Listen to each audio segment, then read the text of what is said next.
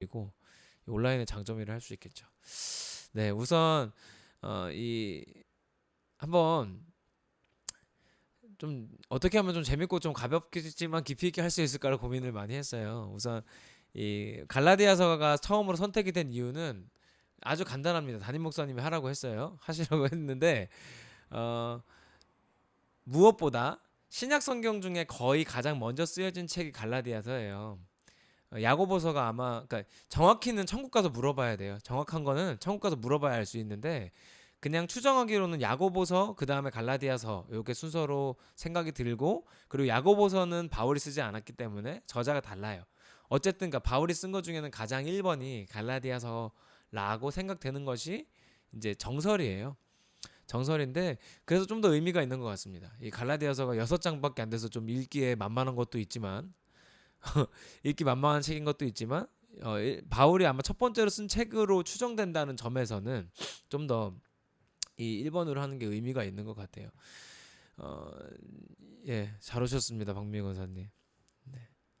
저희가 이거를 진행하기에 앞서서 우리가 갈라디아서를 전혀 모르지 않는다는 사실을 말씀드리고 싶어서 이걸 준비했는데 핸드폰 화면 보시는 분들은 글씨가 좀 작을 수 있어요. 성경 같이 보시면 좋을 것 같고 자, 우리한테 익숙한 구절을 갈라디아서에 제가 좀 뽑아봤습니다. 우선 1장 10절.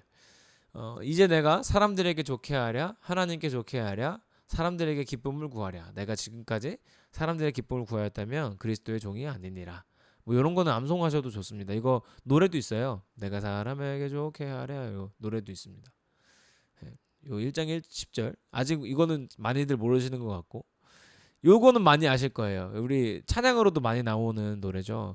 내가 그리스도와 함께 십자가에 못 박혔나니 그런즉 이제는 내가 사는 것이 아니요 오직 내 안에 그리스도께서 사시는 것이라 이제 내가 육체 가운데 사는 것은 나를 사랑하사 나를 위하여 자기 자신을 버리신 하나님의 아들을 믿는 믿음 안에 사는 것이라.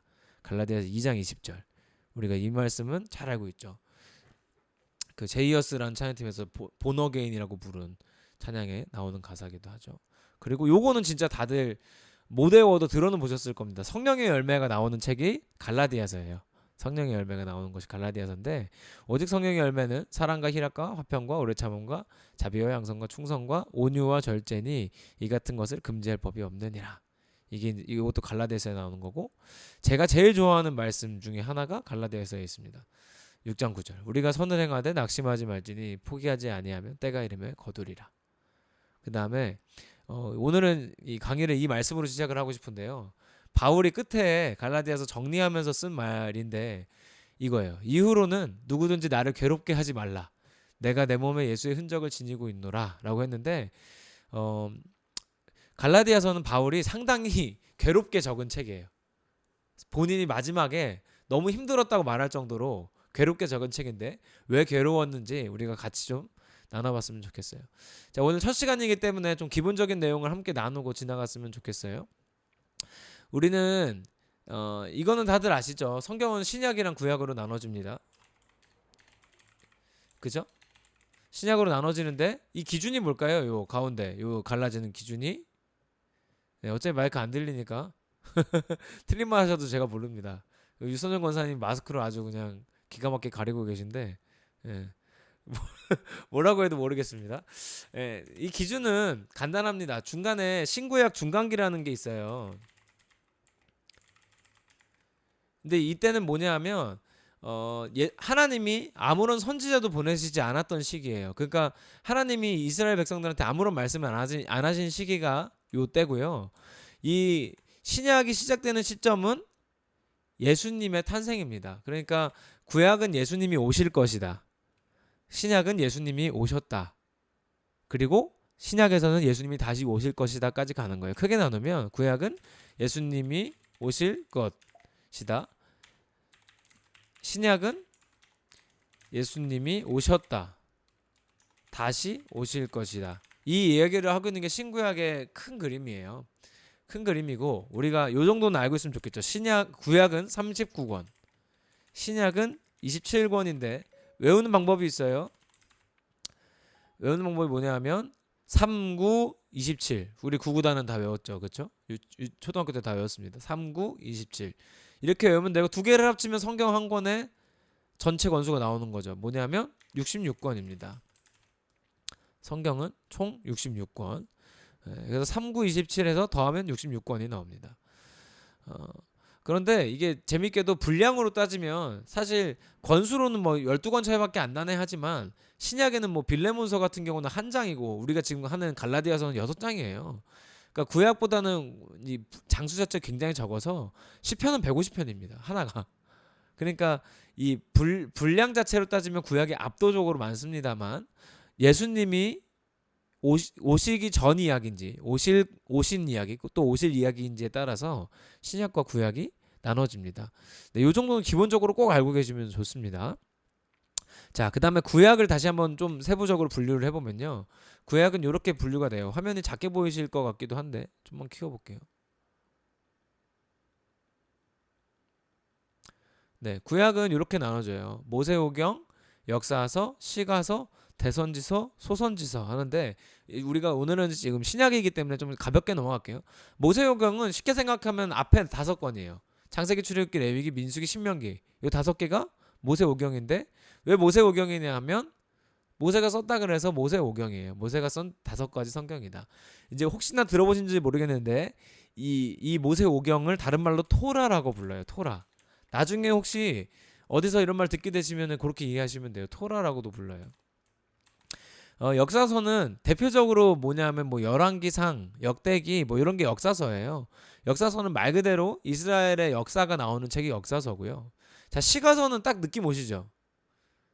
시나 노래로 된 책이 시가서죠. 그러니까 시편 이런 게 시가서, 잠언 뭐 이런 게 시가서가 되겠어요. 그다음에 자 여기 이게 재밌는데 대선지서는 대표적으로 이사야가 있고요. 우리가 잘 아는 걸로 따지면 그다음에 소선지서는 우리가 잘 아는 말라기 맨 마지막에 있는. 근데 이 구분이 재밌어요. 이 2가지 구분은요. 그냥 자 선지자가 크냐 작냐가 아닙니다. 이게 꼭 오해가 있는데 내용이 길면 대선지서고요. 내용이 짧으면 소선지서예요. 그래서 이사야서는 66장이고요. 말라기 같은 경우는 3장밖에 안 돼요. 이렇게 분량이 작은 건 소선지서, 긴 건 대선지서 이렇게 해서 구약 39권이요. 이 안에 전부 다 들어가 있습니다. 세부적으로 분류가 되어 있는데 요거는 이제 구약을 한번 하게 될 때 그때 다시 한번 자세히 하고요. 오늘은 신약이니까 신약으로 와보면 신약은 이렇게 나눠집니다. 앞에 복음서가 4개 있죠. 마태, 마가, 누가, 요한 요걸 사복음서라고 부르는데 자 참고로 말씀드리면 여러분 성경은 배열이 연대순이 아닙니다. 그러니까 마태복음이 먼저고 마가복음이 그 다음이고 이게 아니에요. 연대순이 아니에요. 연대순이 아니라 이제 저도 지금 첫날이라 난이도 조절이 좀 어려운데 어려우시면 말씀하세요. 정경이라 그래요. 정경 캐논이라고 부르는데 이게 뭐냐면 우리가 지금 보는 66권이 결정되기까지 과정이 있습니다. 여러분도 혹시 들어본 적 있으실지 모르겠지만 베드로복음 막 이런 것도 있어요. 그리고 카톨릭에서는 외경이라 그래가지고요 66권보다 몇 권을 더 봅니다. 지금도. 그런데 이 66권을 정경이라 그래서 우리가 신앙적으로 이 66권은 꼭 봐야겠다는 걸 선정을 한 거예요. 우리가 오랜 기간 기독교 안에서 회의를 거치면서 이 66권을 선정을 한 것인데 선정을 하고 배열하는 과정에서 우리의 신앙에 유익이 되는 순서대로 배치를 한 것이에요. 그러니까 마가복음이 마태복음보다 늦게 나온 거야 후속편이야 이런 느낌이 아니에요. 이런 느낌이 아니라 신앙에 유익이 된다는 순서도 아니고 그러니까 이런 순서를 읽으면 좋겠다 해서 배치가 된 것뿐이에요. 이런 순서를 읽으면 좋겠다. 물론 창세기, 출애굽기, 레위기 얘네들은 연대순이 맞아요. 근데 신약에 있는 책들이 전부 연대순이 아니라는 거는 먼저 알아두시는 게 좋습니다. 그래서 요한복음 다음에 사도행전을 읽는데 왜 이렇게 연결이 안 되지? 할 수밖에 없는 생각이 드는 게 정상인 거예요. 원래는 자, 좀 TMI이지만 누가복음 읽은 다음에 사도행전을 읽어야 이해가 편해요. 2개가 속편이거든요. 누가복음의 속편이 사도행전이에요. 저자가 같아요. 그러니까 이런 거를 알고 나면 우리가 성경을 묵상할 때 그냥 단순히 있는 대로 순서대로만 읽는다고 막 많이 읽는다고 은혜되는 게 아니라는 걸 알 수 있겠죠. 자, 이거 빨리빨리 넘어갈게요. 이런 거는. 자, 앞에 있는 복음서 4개가 사복음서라고 불립니다. 여기서 조금만 더 들어가면 사복음서 다음에 그 안에 또 공관복음이라는 분류가 있어요. 이건 뭐냐면 요한복음을 제외한 세 개. 마태, 마가, 누가가 공관복음인데 관점이 비슷한 복음서다 해서 세 가지고요. 요한복음은 조금 따로예요. 여러분 나중에 이것도 알고 읽어보시면 마태, 마가, 누가복음에는 겹치는 내용이 상당히 많은데 요한복음은 겹치는 내용이 훨씬 더 적은 것을 알 수 있습니다. 마태, 마가 예를 들어서 마태, 마가, 누가에서는요 예수님이 십자가 달리기 전에 식사를 해요. 최후의 만찬. 근데 요한복음에서는 발을 씻어 주십니다. 세족식. 그러니까 아마 두 가지 사건이 다 있었을 건데 저자에 따라서 그 기억에 남는 거나 혹은 누가 들려준 이야기를 받아 적을 때 이제 관점이 다른 거죠. 말 그대로. 그래서 공관복음과 요한복음이 또 나눠지긴 합니다. 네, 지금 참고만 해두시고 있다는 것만 알고 계시면 돼요. 그다음에 역사서는 신약엔 딱 한 권밖에 없어요. 사도행전. 이것만 역사서고요. 나머지는 이제 요렇게 뒤로 분류가 되는 거예요. 바울 서신이 총 13권이고요. 이제 예언서는 계시록이고 요게 사복음서가 4권이니까 분류해 보면 얘가 나오겠죠. 17 두 개에다가 18, 19 나머지 8개인가요? 이렇게 되는 거죠. 근데 이거 뭐 필기 안 하셔도 됩니다. 뭐 너무 열심히 하지 마세요. 이거 다시 보실 것도 아니잖아요. 자, 이거 너무 열심히 하실 필요 없어요. 몰라도 됩니다. 이런 분류가 있다만 알고 계시면 되고. 자, 왜 여기까지 왔냐면 그러면 우리가 오늘 나누는 갈라디아서는 어디에 속해 있을까요? 신약 성경 중에서도 여기 바울 서신에 해당되는 게 바로 갈라디아서입니다. 바울 서신이 바울 서신인 이유는 있겠죠. 왜 바울 서신일까요? 이름이. 네, 맞아요. 유선열 권사님 이미 잘 못지면 정답입니다. 바울이 썼기 때문입니다. 바울이 썼기 때문에. 자, 갈라디아서를 간략하게 소개를 좀 해볼게요. 자, 우리가 이제부터 계속 서신서를 아마 먼저 하게 될 것 같아요. 근데 서신서를 읽을 때 우리가 꼭 참고해야 되는 게 있습니다. 꼭 알아야 되는 게 있어요. 뭐냐면 갈라디아서는 갈라디아 교회에 보내는 편지라는 개념으로 접근하는 게 맞아요. 고린도 전서다 그러면 고린도 교회에 보내는 편지가 되는 거고요. 뭐 디모데 전서다 그러면 디모데라는 지역은 없어요. 디모데는 사람이에요. 디모데한테 보낸 편지 이런 식으로 이해하시면 되는데 갈라디아서는 조금 그 예외입니다만 이 당시에 고린도 교회다라고 하거나 뭐 갈라디아 교회다라고 하면 그거는 특정 교회, 그러니까 지금처럼 동탄에 있는 세명성 교회를 지칭하는 게 아니에요. 그 당시에는 교회들이 건물이 없어서요. 건물이 없고 대부분이 가정교회였기 때문에 가정교회나 특정한 장소 없이 그때그때 모여서 예배하는 공동체를 교회라고 불렀어요. 그래서 예루살렘 교회다 하면 예루살렘에 있는 그리스도인들을 다 예루살렘 교회라고 불렀어요. 갈라디아 교회다 하면 갈라디아 지역에 있는 예수님 믿는 사람들이 갈라디아 교회예요. 고린도 교회다 하면 고린도 지역에 있는 예수 믿는 사람들이 고린도 교회입니다. 그러니까 특정 건물에 있는 사람들이 아니라 그 동네에서 예수님 믿는 사람들 전부를 지칭하는 것이 이 표현이에요. 자, 근데 제가 왜 갈라디아서가 조금 예외라고 말씀드렸냐면 갈라디아는 이게 지금 지도로 보면 좀 어려우실 수 있지만 여기가 지금 갈라디아로 써진 거 보이시죠? 여기가 어디냐면 지금으로 따지면 터키 서쪽이에요. 터키에서 서쪽 지역이 소아시아 지역이라고 지금 그 학자들이 여기를 칭하는데 그 동네를 일컫는 말이 갈라디아예요. 조금 다른 성경이랑 달라요. 고린도는 한 지역이에요. 예를 들면. 근데 갈라디아는 그 동네예요. 그러니까 조금 더 범위가 크다고 보시면 되겠어요. 그래서 이 근처에 있는 교인들에게 보낸 편지가 바로 갈라디아서입니다. 네. 저자 문제도 제가 뭐 깊이 다루진 않겠습니다만 바울 서신이 13개인데 어떤 학자들은 13개 중에 바울이 쓴 게 몇 개 없다 말하는 사람들도 있어요. 근데 우리는 일단은 그냥 이 갈라디아서는 그리고 이견이 없어요. 바울이 쓴 게 맞다라는 게 대부분 인정하는 부분이기 때문에 바울이 쓴 편지가 맞고요. 총 6장짜리고요. 저작 시기는 뭐 48년이라 그러는 사람도 있고 52년이라 그러는 사람도 있어요. 그래서 50년 전후인데 자, 이게 좀 감을 잡으시면 편한 게 뭐냐면 이해할 때도 편해요. 예수님이 오신 게 몇 년도죠? 자, 예수님이 지금 2021년의 기준이에요. 빵년이죠. 예수님이 오신 때가 빵년으로 세죠, 우리가. 예수님이 오신 게 빵년이고 주 50년이면 예수님이 돌아가신 게 33살쯤으로 추정이 돼요. 그러니까 예수님이 살아계셨던 때까지가 33년까지겠죠. 그러니까 50년이면 아직 얼마 안 됐어요. 17년밖에 안 지난 때예요. 그러니까 이런 부분도 이해하고 있으면 내용을 이해할 때 상당히 편한 부분들이 있어요. 왜냐하면 우리랑은 좀 다른 게 이 당시에 이 예수님이 오셨다 가신 지 17년밖에 안 됐다. 그러면은 뭐가 있어요? 어떤 사람들이 있을까요? 예수님의 제자들도 살아 있고요. 그리고 예수님의 제자들한테 배운 사람들도 살아 있고 예수님의 십자가 사건을 목격한 사람들도 아마 살아 있었을 거예요. 그러니까 이제 우리가 이 편지의 내용을 우리의 것으로 조금 더 깊숙이 받아들이려면 이런 사람들을 대상으로 썼구나.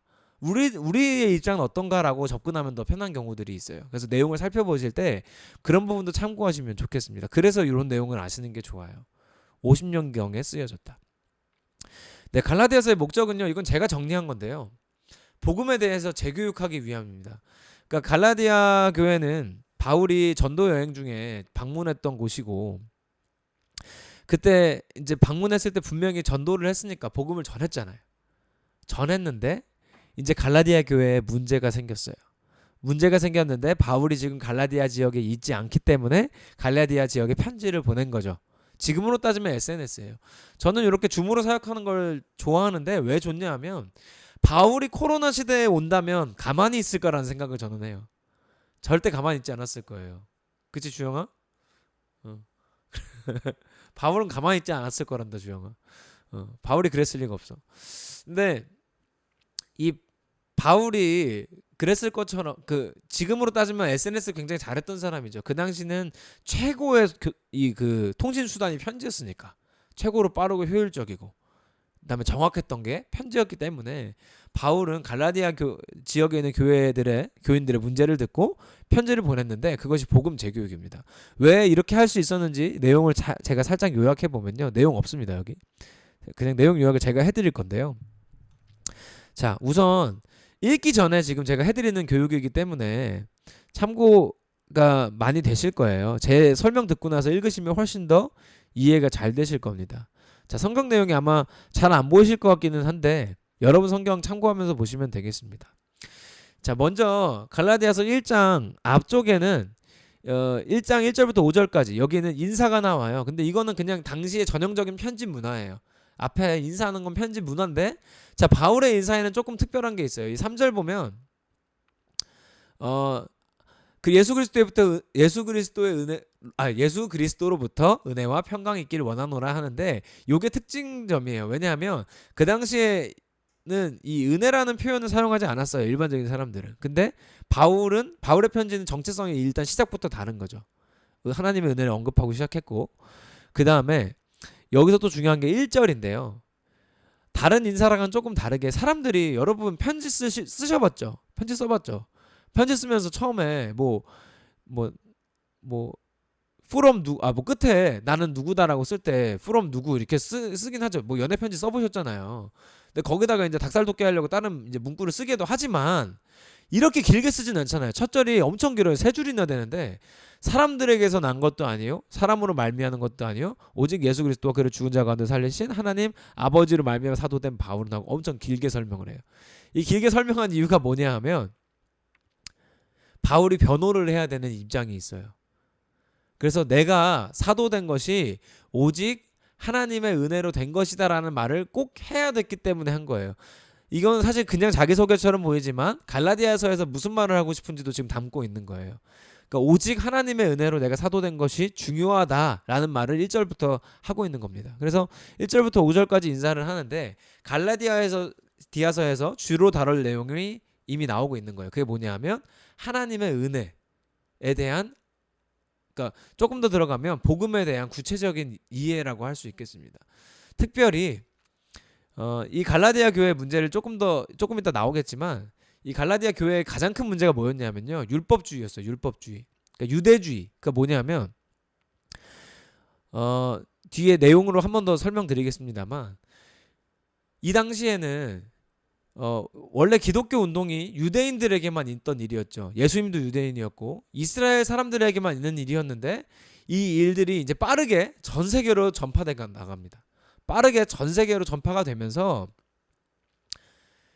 이제 그러니까 이방인, 그러니까 이 사람들 말로 이방인, 유대인이 아닌 예수님 믿는 사람들도 많이 생겼어요. 근데 생겼는데 유대인들은 지금까지 뭘 지키고 살았냐 하면 율법을 지키고 살았죠. 이 복음이라는 것이 있기 전까지 율법을 지키고 살았기 때문에 유대인들은 무슨 주장을 했냐 하면 야 이방인들 너네도 진짜 그리스도인이 되려면 율법을 지켜야 돼 라는 주장들이 있었어요. 이거는 바울이 평생 고생했던 내용이에요. 사실 이것과의 싸움이 계속 있었는데 바울이 이 유대인들과 싸우는 와중에 가장 큰 싸움이 있었던 곳이 이제 이 갈라디아인 거예요. 갈라디아 지역의 유대인 출신 그리스도인들이 야 이방인들 너네도 율법 지켜야 돼. 안 그러면 너네 그리스도인 아니야. 라고 하고 있었어요. 그래서 1절부터 하나님의 은혜라는 표현을 넣고 시작하는 이유가 그거예요. 근데 오늘 이제 끝에 가면 배우겠지만 우리 안에도 이 굉장히 율법주의적인 모습들이 있어요. 그거를 요 갈라디아서에 비추어서 좀 발견했으면 좋겠습니다. 네, 그 다음 내용이 제가 지금 말씀드린 내용이 나와요. 네, 6절부터 10절까지 여기에 다른 복음이라는 표현을 씁니다. 7절에 보면 바울이 다른 복음이라는 표현을 쓰는데 이게 바로 그 내용이에요. 다른 복음이 뭐냐 하면 사람들이 예수 그리스도를 믿었어도 율법은 지켜야 돼라고 말하는 사람들을 지금 다른 복음이라고 표현을 하는 겁니다. 네, 빨리빨리 넘어갈게요. 요런 요약 정도 듣고 읽으시면 훨씬 이해가 잘 되실 거예요. 그 다음에 11절부터 2장 10절까지 쭉 어떤 내용이 나오냐 하면 바울이 자기의 사도직, 그러니까 내가 지금 복음을 전할 수 있는 사람이라는 것에 대해서 강조합니다. 나는 복음을 전할 수 있는 자격이 있는 사람이야에 대해서 이제 변호를 하는데요. 그 내용이 이제 쭉 나옵니다. 여러분도 읽어보시면 딱히 어려운 내용이 있지는 않은데 요 정도는 알고 계시면 도움이 될 겁니다. 2장 10절까지가 이제 바울이 사도직을 변호하는 내용입니다. 여기서 바울이 이제 우리가 이제 신약을 계속 읽어나가면서 알고 계시면 좋은 게 이 내용도 있어요. 베드로는 유대인을 위한 사도고요. 그러니까 유대인 전도를 위해서 탁월한 사람이에요. 바울은 이방인 전도에 탁월한 사람이에요. 바울이 그 말을 여기서도 하고 있어요. 그래서 나는 이방인들을 위한 사도야 라고 표현을 하는데 뭐 그도 그럴 것이 베드로는 아시겠지만 어부 출신이에요. 외국어를 못합니다. 네, 외국어를 못해요. 진짜예요. 그래서 외국어를 못하고 일단은 유대인으로 너무 오래 살았기 때문에 이 사람은 그리고 해외에 큰 문물을 본 적이 없어요. 해외에 큰 문물을 본 적이 없어요. 그렇기 때문에 유대인들에게 복음을 전하기에는 좋지만 이방인들, 그러니까 외국인 사역에는 조금 부족한 사람이었어요. 반면에 바울은 어릴 때부터 굉장히 엘리트 교육을 받은 사람이고 헬라어에 능통했던 사람이에요. 그래서 외국인들한테 복음을 전하기에 좋았던 사람이죠. 그래서 이제 야 나도 유대인 출신이지만 나는 이방인 사도로 부름 받았고 그런 사람이야 라는 이야기를 2장 10절까지 쭉 합니다. 2장 11절부터 쭉 이제 보는데요. 11절부터 21절까지 내용이 뭐냐 하면 베드로를 향해서 좀 혼내는 내용이 나와요. 베드로가 바울한테 많이 혼나거든요. 이제 사실 베드로가 예수님 진짜 제자였고 찐 제자였고 예수님과도 더 오랜 기간 있었는데도 바울한테 혼나는 때가 참 많아요. 이게 꼭 알아두셔야 되는 게 11절 처음에 보면 게바라는 말이 나오는데요. 게바가 베드로의 다른 이름이에요. 그러니까 베드로의 별명이에요. 별명. 네, 성경에 나오는 게바는 베드로입니다. 주로 바울이 게바라고 불러요. 주로 바울이 게바라고 많이 부르고요. 이 11절에서 21절 여기 내용이 재밌는데 그게 뭐냐면 이게 우리가 잘 아는 말씀 아까 나왔던 내가 그리스도와 함께 십자가에 못 박혔나니 뭐 이제 내가 사는 것이 아니요 이 내용이 나오는 구간인데 이 말이 왜 나오냐면 이 스토리가 재밌어요. 베드로가 어느 날 이방인 그리스도인들과 그러니까 유대인이 아닌 사람들과 밥 먹을 일이 있었던 거예요. 밥을 먹고 있었는데 거기에 보수적인 유대인들, 그러니까 유대인은 유대인끼리만 밥 먹어야 돼, 율법을 지켜야만 그리스도인이야 라고 말하는 사람들이 있어요. 근데 이 사람들이 나타난 거예요. 베드로와 이방인 그리스도인 밥 먹는 자리에 나타났어요. 그랬더니 베드로가 도망을 갔어요. 밥 먹다 말고 도망을 갔어요. 그러니까 같이 밥 먹던 사람들은 벙찌죠. 야, 내가 진짜 내가 이방인이라고 해서 예수님 못 믿는 거야? 막 이런 마음이 들 수도 있고, 그리고 옆에 있던 바나바도 상당히 시험이 들어요. 그래서 그런 사건이 있었어요. 유대인들이 오니까 베드로가 혼자서 나 유대인인데 얘네랑 밥 먹으면 안 되는데 하고 도망을 가버린 거예요. 그러니까 그게 그 사건이 있었는데 그거를 알고 바울이 베드로한테 뭐라고 하는 장면이 이 2장 11절부터 21절 내용이에요. 그래서 바울은요 베드로한테도 야 이제는 우리가 율법으로 사는 게 아니야. 그리스도 예수님으로 말미암아 사는 거야.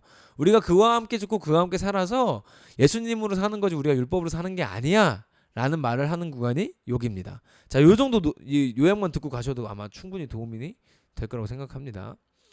자, 그 다음에 쭉쭉 넘어가서요. 3장으로 갑니다. 3장으로 가면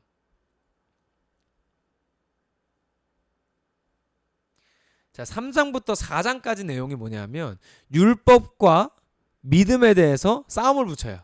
율법과 믿음이 이제 싸우는 장면이 나옵니다. 여기는 이제 성경 내용보다는 자꾸 광고가 뜨네. 이거 제가 하는 거 아닙니다. 이게 제 광고가 아닙니다. 성경 사이트에 광고가 뜨네. 잠깐만요. 화면 바꿀게요. 자, 여기서 보면 이제 믿음 대 행위, 복음 대 율법의 이제 싸움이 여기에 나와요. 3장부터 4장에 나오는데 이 내용을 이해하시고 읽으면 참 좋아요. 여러분, 아브라함은 율법을 알았을까요? 몰랐을까요? 이 아브라함 얘기도 나오는데 3장에 아브라함은 율법을 몰라요. 왜냐하면 율법을 받은 사람이 모세예요. 10계명을 하나님께 받은 사람이 모세죠. 그러니까 모세는 아브라함보다 훨씬 후대 사람이잖아요. 그죠? 그러니까 이미 요셉이 죽고, 그러니까 애굽에 들어가서 요셉이 죽고 한참 뒤에 나타난 사람이 모세이기 때문에 모세 이전에는 율법이 없었어요.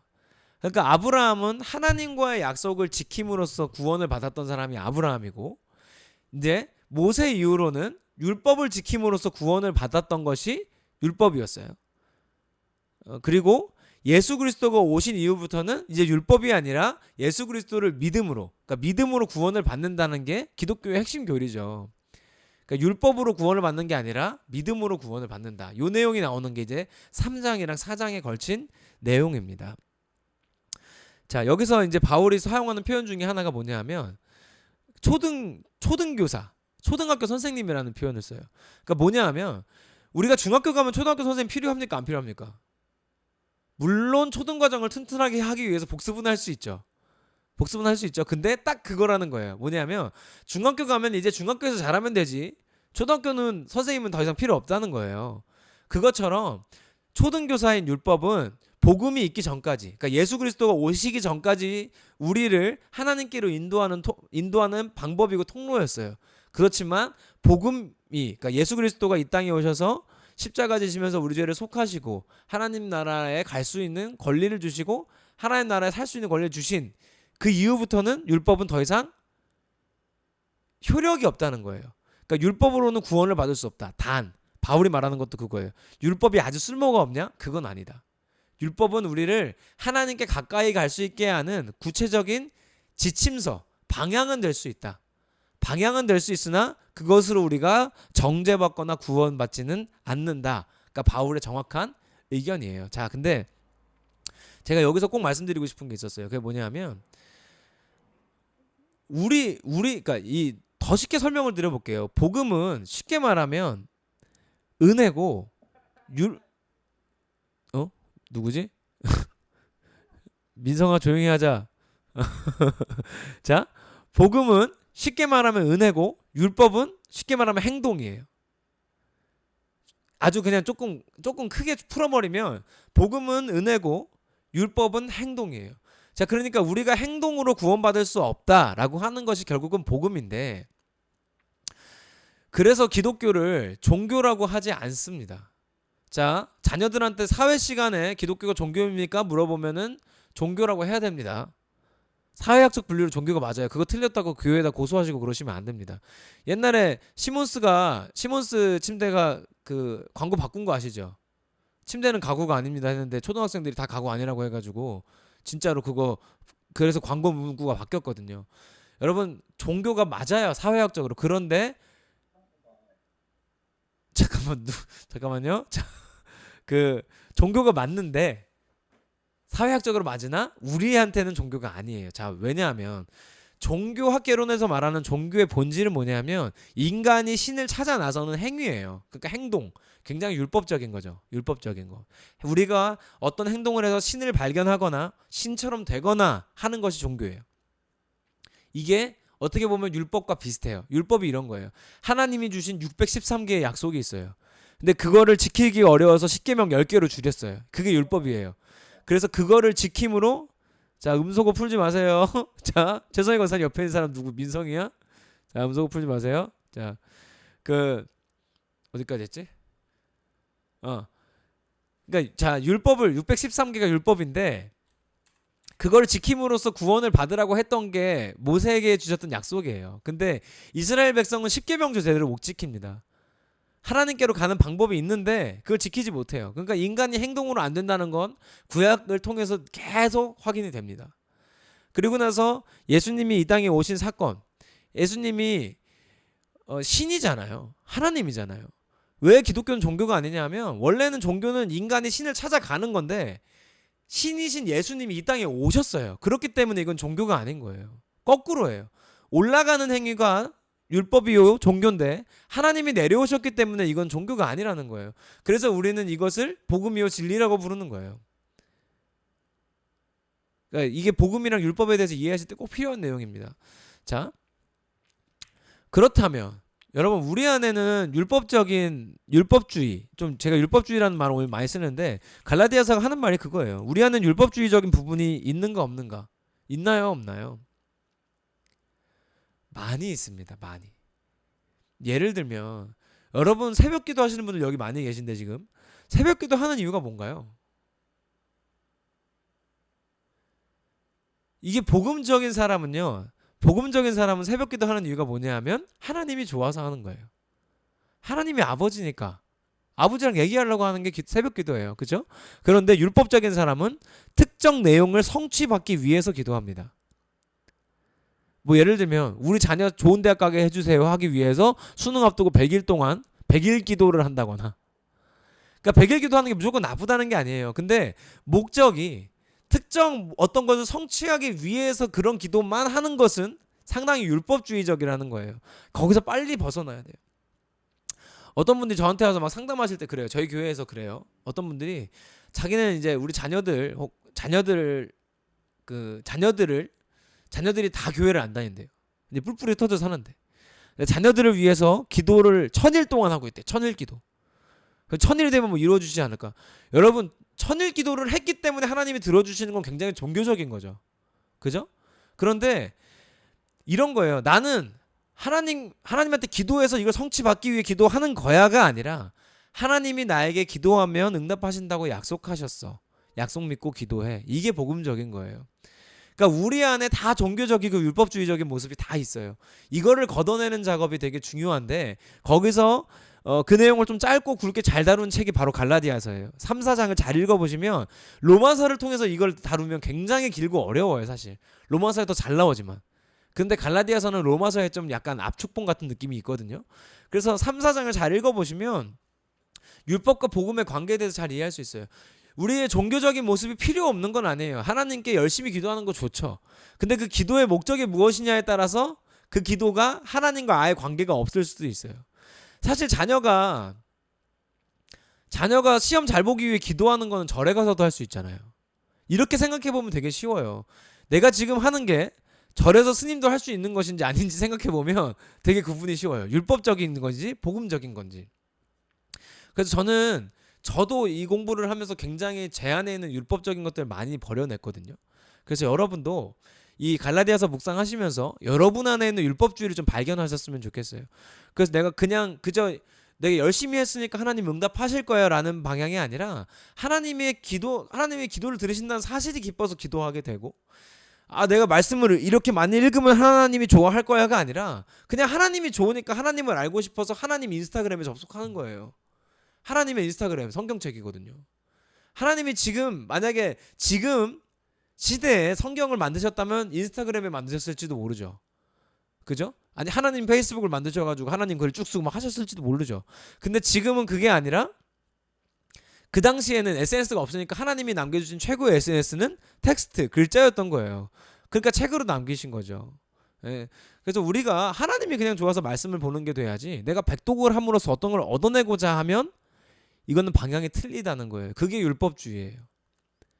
그래서 이 율법주의자들 3, 4장에서 나오는 갈등의 핵심이 뭐냐 하면 야 그리스도인들이야? 니네가 그리스도인이야? 야 근데 너네 율법 안 지키지?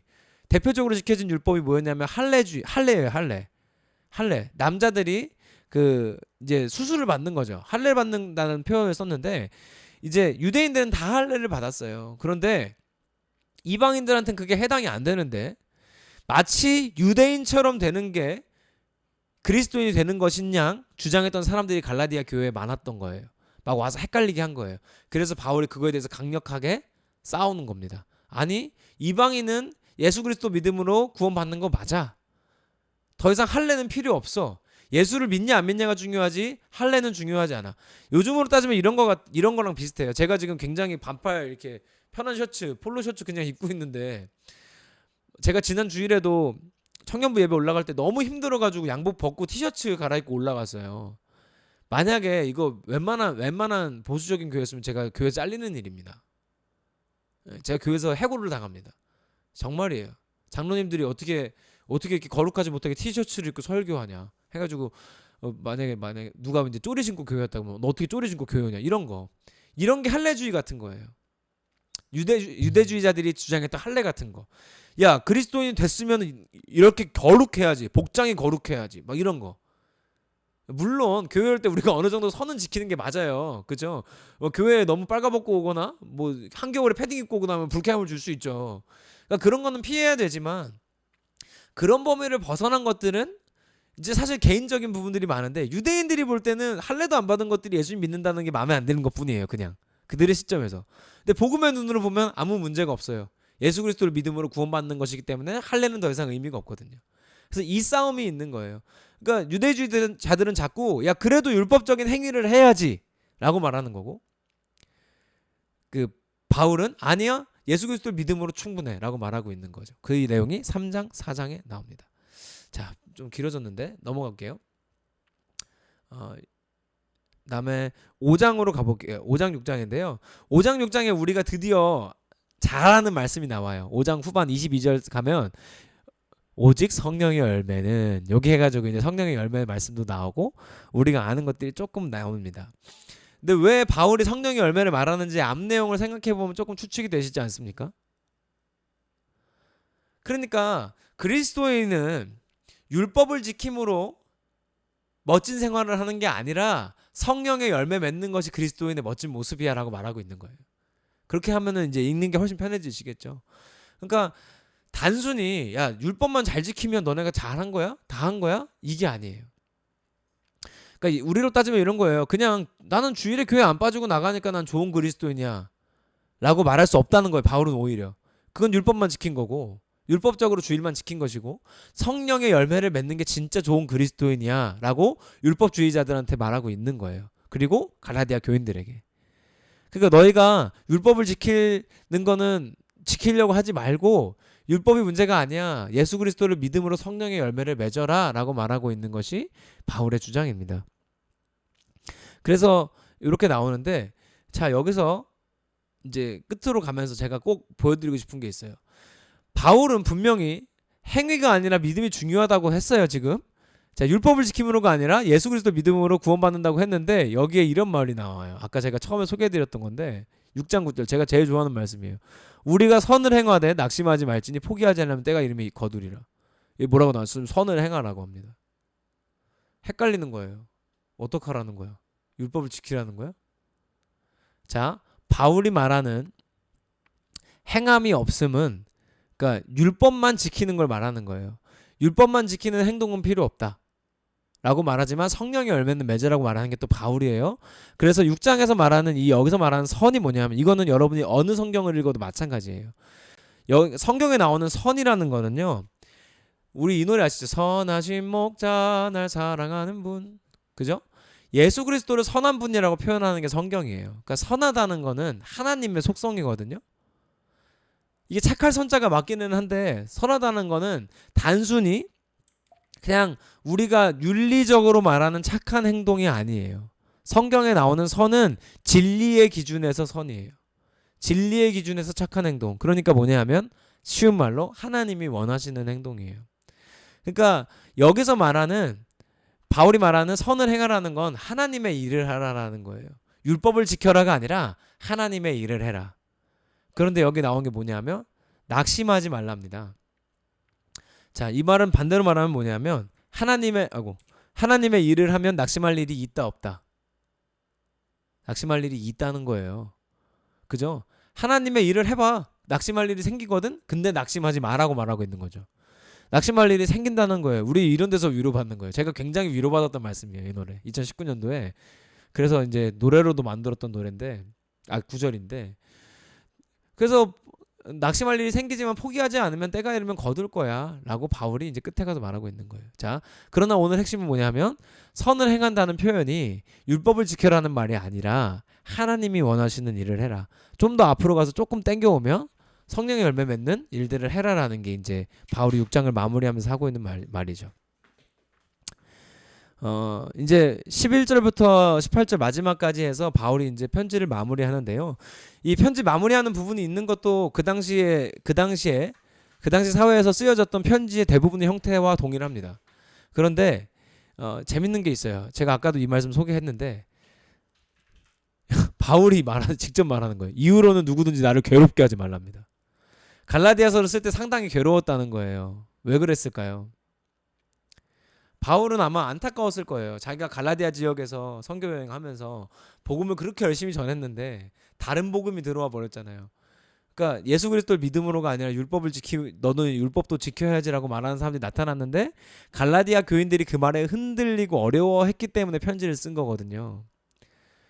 그러니까 안타까운 거예요. 목회자 입장에서는 그렇게 알려줬는데도 못 알아들었으니까 그게 안타까운 거고 그 유대주의자들도 사실 불쌍한 거고 그래서 바울이 스스로 자기를 괴롭다고까지 말했어요. 그래서 여러분 읽다 보시면 아실 텐데 갈라디아서에는 다른 성경이랑 조금 다른 점이 있어요. 칭찬하는 말이 없어요. 갈라디아 교회 잘하고 있어 이런 말이 하나도 없습니다. 하나도 없어요.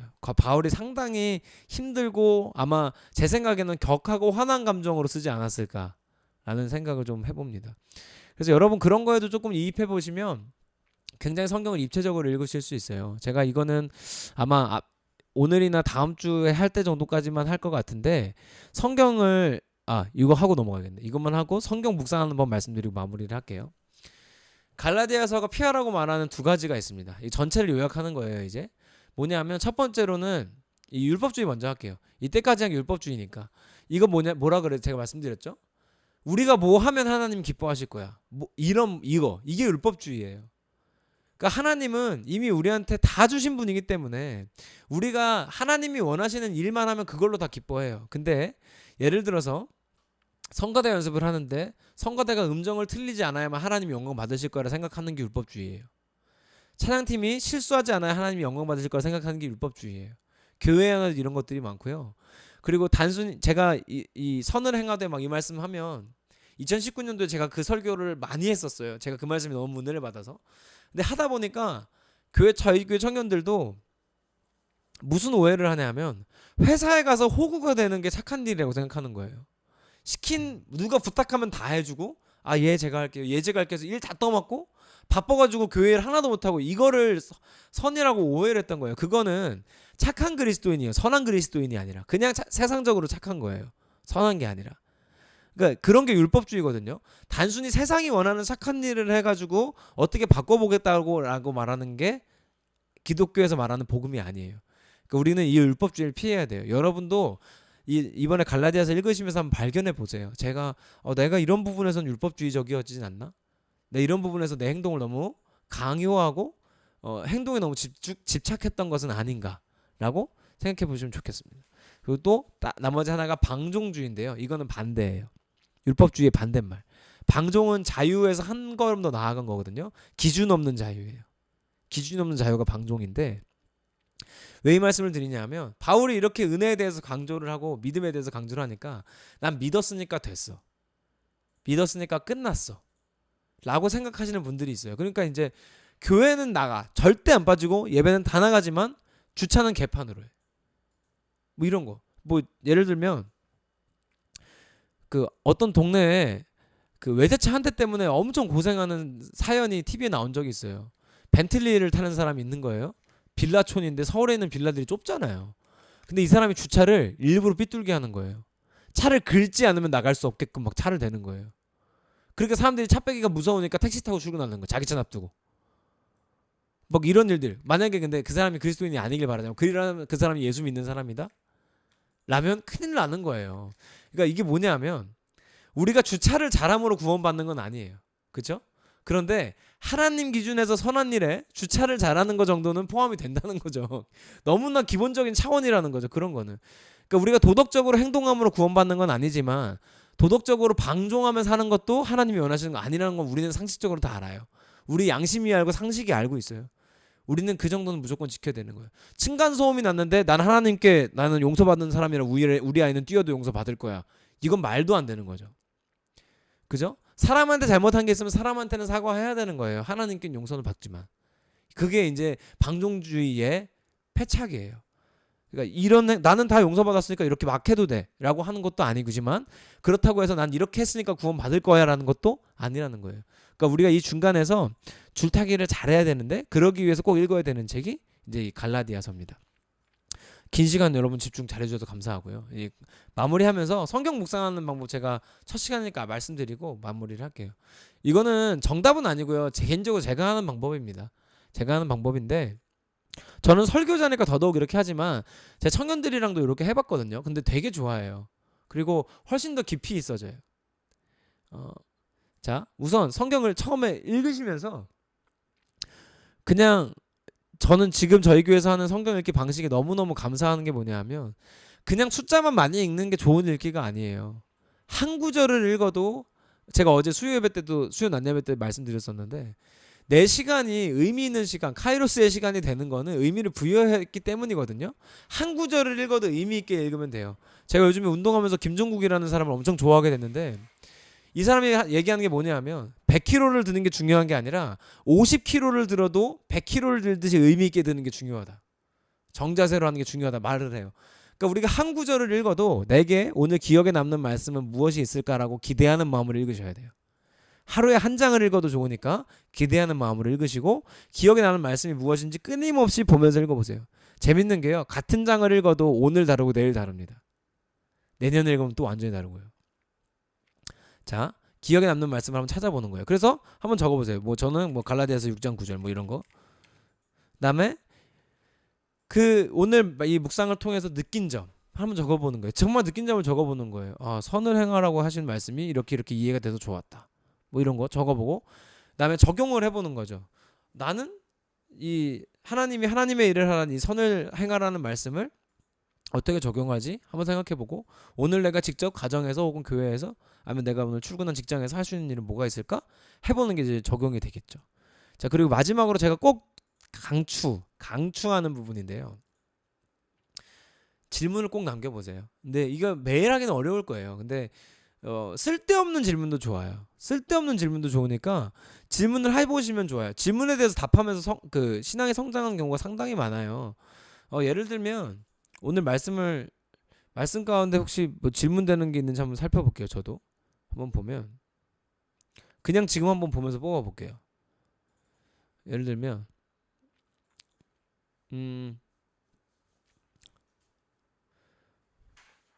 뭐가 좋을까?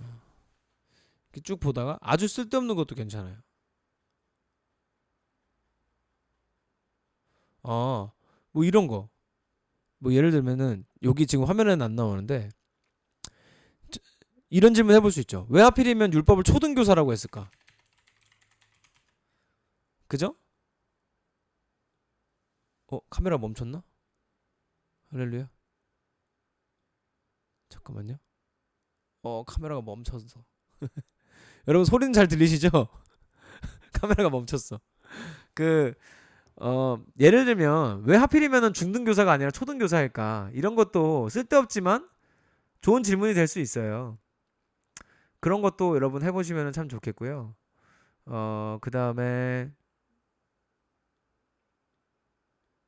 잠시만요.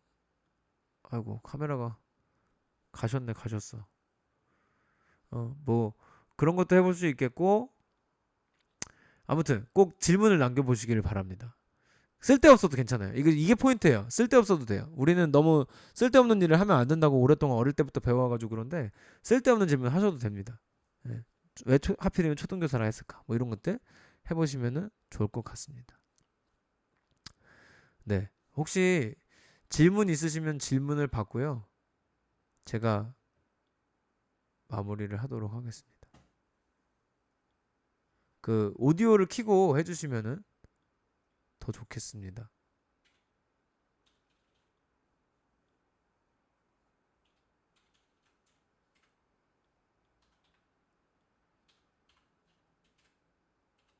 아하, 이거 지금 녹화하고 있는데 갑자기 얼굴이 없어져서 당황스럽네.